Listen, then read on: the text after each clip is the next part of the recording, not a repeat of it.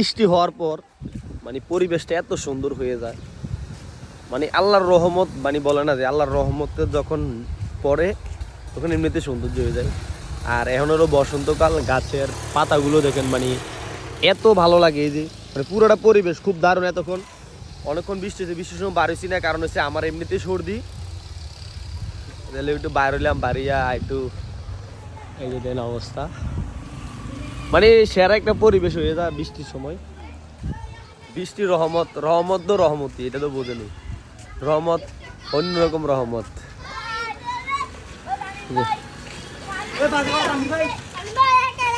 2:20 এই যে 10 ফলোয়ার। পরিবেশ সেরা। কই যাও তোমরা, কই যাও? দাওয়াতে। এই যে মাদ্রাসা প্ল্যান সারি সারি দাওয়াতে যাইতেছে।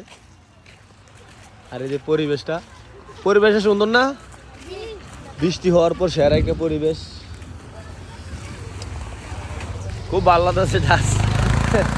বৃষ্টি মানে রহমত, আর আল্লাহর রহমত যখন নিচে পড়বে এমনিতেই সবকিছু সৌন্দর্য হয়ে যাবে।